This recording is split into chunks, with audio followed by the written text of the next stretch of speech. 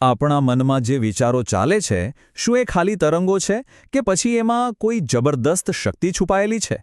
આ વિશ્લેષણમાં આપણે આ જ ગજબની શક્યતાને ઊંડાણપૂર્વક સમજીશું. કેવી રીતે આપણા વિચારો આપણું સ્વાસ્થ્ય, આપણી આસપાસની દુનિયા અને આપણી વાસ્તવિકતાને આકાર આપી શકે છે. આપણે બધા દિવસભર કંઈક ને કંઈક વિચારતા હોઈએ છીએ, પણ સવાલ એ છે કે આ વિચારો છે શું? શું એ ખાલી મગજમાં આવતા જતા ખ્યાલો છે? કે પછી એમાં કોઈ વાસ્તવિક તાકાત છે? ચાલો આ સવાલના મૂળ સુધી જઈએ. તો આ શક્તિને સમજવા માટે પહેલાં એ જાણવું જરૂરી છે કે દરેક વિચાર સરખો નથી હોતો. કેટલાક વિચારો નબળા હોય છે તો કેટલાક અત્યંત શક્તિશાળી.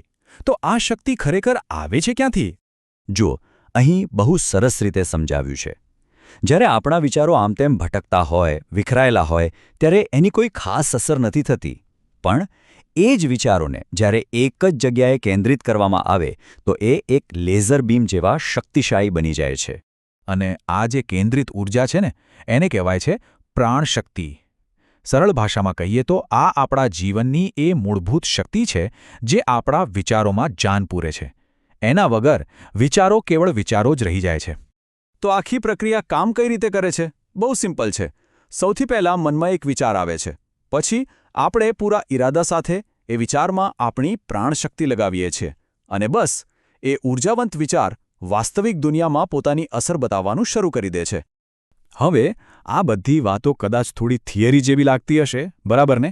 તો ચાલો એકદમ વાસ્તવિક દુનિયાનું એકદમ જોરદાર ઉદાહરણ જોઈએ. આ વાત છે એના નામની એક દર્દીની. એમને ટર્મિનલ કેન્સર હતું અને એક હાથમાં લકવો પણ. સ્થિતિ એટલી ગંભીર હતી કે ડોક્ટરોએ પણ હાથ ઊંચા કરી દીધા હતા. એમને ડોક્ટરો તરફથી શું સલાહ મળી હતી ખબર છે? કે બસ હવે જીવનની ચિંતા છોડી દો. વિચારો, આવી હાલતમાં કોઈ શું કરે?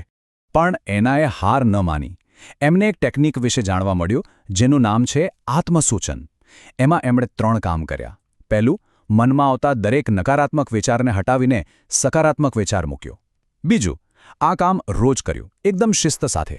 અને ત્રીજું, સૌથી અગત્યનું, એમને પૂરેપૂરો વિશ્વાસ હતો કે તે સાજા થઈ જ જશે. અને પરિણામ ચોંકાવનારું હતું.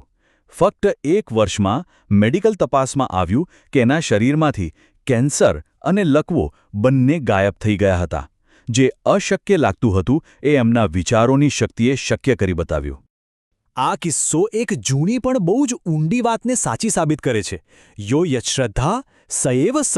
એટલે કે આપણી જેવી શ્રદ્ધા હોય છે આપણે એવા જ બની જઈએ છીએ. એનાની અતૂટ શ્રદ્ધાએ જ એમને નવું જીવન આપ્યું. અને હા, આ કોઈ કાલ્પનિક વાત નથી. આધુનિક વિજ્ઞાન પણ હવે આ મન-શરીરના કનેક્શનને માની રહ્યું છે. અભ્યાસોમાં જોવા મળ્યું છે કે જ્યારે કોઈ ઊંડા દુઃખમાં હોય છે ત્યારે એમની રોગપ્રતિકારક શક્તિ નબળી પડી જાય છે. અને એનાથી ઉલટું સકારાત્મક અને આશાવાદી વિચારો આપણી ઇમ્યુન સિસ્ટમને મજબૂત બનાવે છે. તો આ તો થઈ વ્યક્તિગત સ્તરની વાત. પણ શું વિચારોની શક્તિ અહીં જ અટકી જાય છે? ના.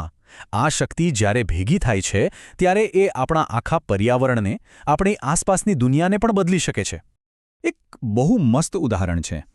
ક્યારે વિચાર્યું છે કે કસાઈની દુકાનમાં એક ડર અને અશાંતિનો અનુભવ કેમ થાય છે? ભલે એ ખાલી અને સાફ કેમ ન હોય.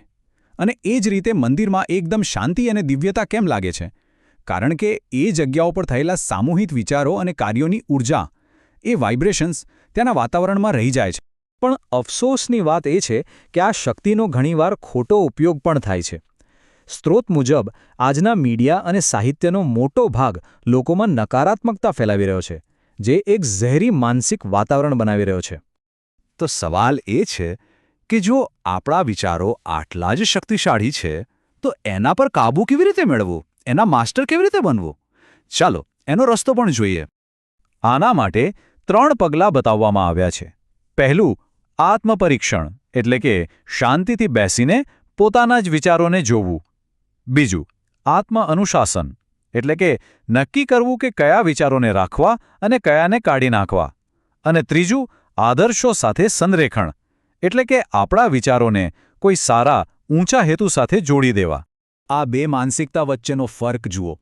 એક મન એવું છે જે સંજોગોના પવનમાં આમતેમ ઉડતા કણ જેવું છે, જ્યારે બીજું મન એક ખડક જેવું અડગ છે જે પોતાની દુનિયા પોતે બનાવે છે, પ્રતિક્રિયા નથી આપતું. અંતે આ બધાનો હેતુ શું છે?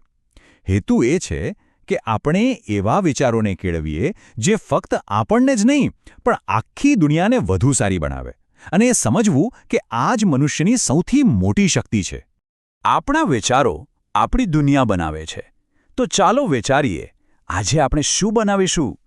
આ પસંદગી આપણી પોતાની છે.